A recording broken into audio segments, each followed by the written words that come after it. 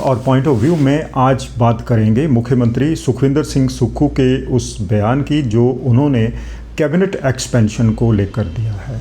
Expansion के साथ साथ रिशफल भी होने वाली है। मुख्यमंत्री के इस बयान के बाद विरोधी खेमे में सन्नाटा पसरा हुआ है और कई मंत्रियों को लग रहा है उनकी कुर्सी खतरे में है।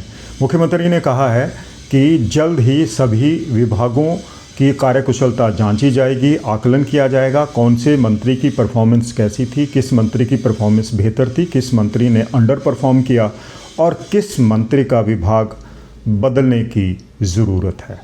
सोशल मीडिया पर भी एक बात जिसको काफ़ी ज़्यादा शेयर किया जा रहा है वो ये कि क्या विक्रमादित्य सिंह का विभाग भी बदला जाएगा। इस वक्त वो लोक निर्माण मंत्री है और जिस तरह से उनके और अधिकारियों के बीच में तल्खी बढ़ी है या फिर जो मुख्यमंत्री खेमे और उनके खेमे के बीच में टकराव हुआ है, लग रहा है कुछ ना कुछ जरूर पक रहा है। सीक्वेंस ऑफ इवेंट्स की बात देख लीजिए। सीक्वेंस बता रहे हैं कि दोनों धड़ों में कुछ भी ठीक नहीं है। 2 दिन पहले जब होली लॉज में विक्रमादित्य के समर्थक पहुंचे थे, उन्होंने नारेबाजी जिस तरह से की थी और उसके बाद विक्रमादित्य सिंह और उनकी माता प्रतिभा सिंह ने जो मीडिया में स्टेटमेंट दी थी उसके मुताबिक लग रहा था कि अब शायद पैचअप की बात हो रही है। विक्रमादित्य सिंह ने भी कहा था कि सुखविंदर सिंह सुक्खू उनके बॉस हैं, वो मुखिया हैं और जो कुछ भी उनका निर्देश होगा उसका पालन करेंगे। अपने विभाग के लिए उन्होंने खूब मेहनत की है और आगे भी करते रहेंगे ताकि जनता से जुड़े हुए काम, प्रदेश हित के काम आगे बढ़ते रहें। लेकिन एक नैरेटिव जो उनकी तरफ से चला था हिमाचलियत का, वो उनकी बातचीत में भी झलका, उनके समर्थकों में भी झलका और उनकी माता प्रतिभा सिंह की जो बाइट थी, जो स्टेटमेंट थी, उसमें भी झलका। सोशल मीडिया पर भी इस नैरेटिव की खूब चर्चा हुई। कहीं ना कहीं विक्रमादित्य सिंह ने एक युवा नेता होने के नाते भले ही हिमाचलियत का मुद्दा उछालकर सुर्खियां बटोरी हो, लेकिन जो विरोधी धड़ा है उसे ये बातें अच्छी नहीं लगी। दूसरी बड़ी बात ये कि 19 तारीख को जो कैबिनेट की बैठक हुई उसमें उम्मीद की जा रही थी कि विक्रमादित्य सिंह ने जो मामला उठाया था अधिकारियों को लेकर उसकी चर्चा होगी। विक्रमादित्य सिंह कैबिनेट बैठक में शामिल हुए लेकिन इस बात का कोई जिक्र ही नहीं हुआ। ना तो स्वयं विक्रमादित्य सिंह की तरफ से ऐसी कोई बात की गई, ना दूसरे धड़े की तरफ से। तो बैठक में तो कम से कम ये मामला शांत जरूर नजर आया। लेकिन एक और डेवलपमेंट हो गई। विक्रमादित्य सिंह राज्यपाल श्री प्रताप शुक्ल से मिलने पहुंच गए और आधे घंटे तक उनकी राज्यपाल से बातचीत होती रही। उस वक्त वहाँ पर कोई भी मौजूद नहीं था। विक्रमादित्य सिंह ने राज्यपाल को अपने विभाग की जो अचीवमेंट्स थी या जो काम थे उनके सामने रखे, उनको गिनाया। ये भी कहा कि पिछले 3 सालों के दौरान हिमाचल प्रदेश को केंद्र सरकार से 5400 करोड़ रुपए की आर्थिक मदद मिली है और 1600 किलोमीटर के करीब जो सड़कें हैं उनकी लंबाई बढ़ी है। उन्होंने पूरी प्रोग्रेस राज्यपाल को बताई।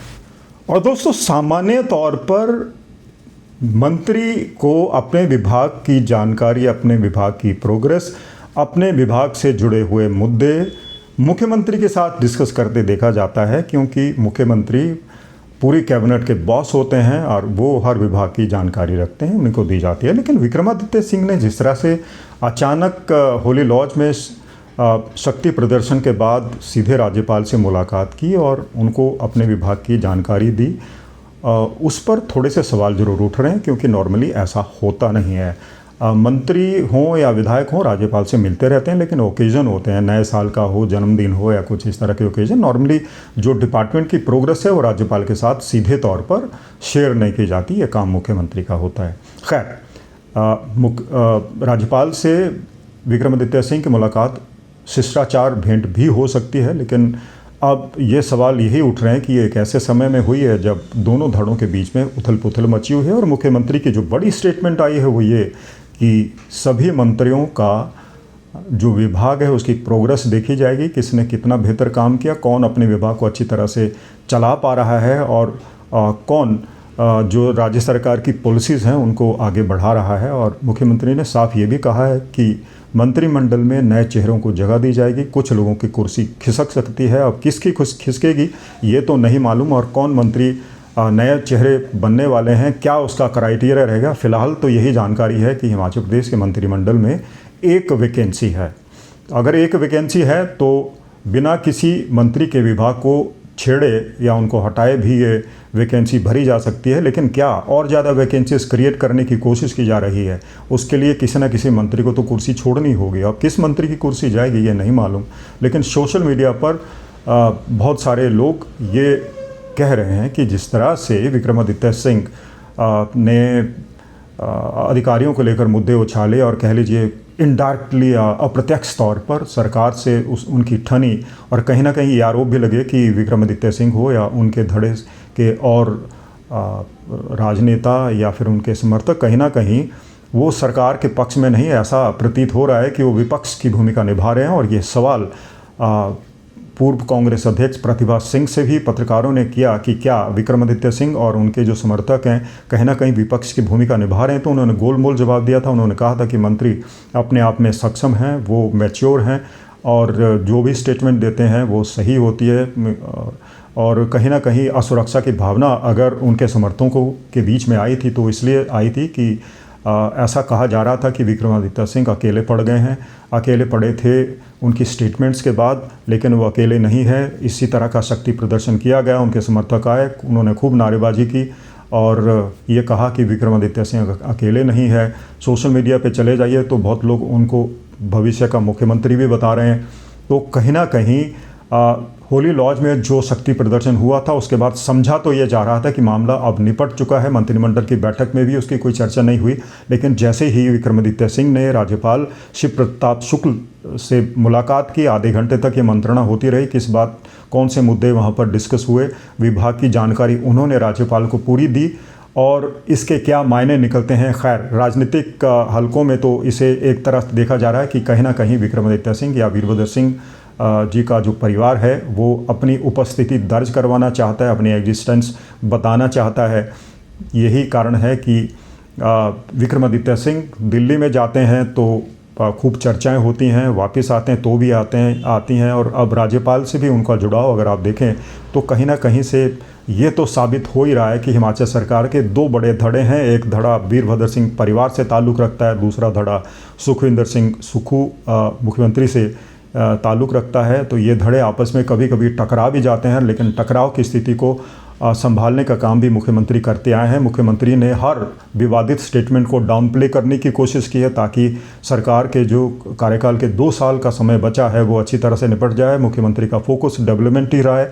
आए दिन डेवलपमेंट से लेकर उनकी तरफ से स्टेटमेंट आती है, चाहे वो राज्य में नौकरियां देने की बात हो और जो खाली पद है उनको भरने की बात हो, नए पद सृजित करने की बात हो, और वैली टैक्सी जैसा भी कह लीजिए शुरुआत हिमाचल प्रदेश में हो गई है, जो हिमाचल प्रदेश जैसे दुर्गम इलाकों में रहने वाले लोगों के लिए सचमुच एक तोहफे से कम नहीं है। तो मुख्यमंत्री एक तरफ से जहां असंतोष की आग है उसको बुझाने में लगे हुए हैं, लेकिन विरोधी धड़ा कुछ ना कुछ निकालकर कुछ ना कुछ नया शिगुफा हर रोज़ छोड़ रहा है।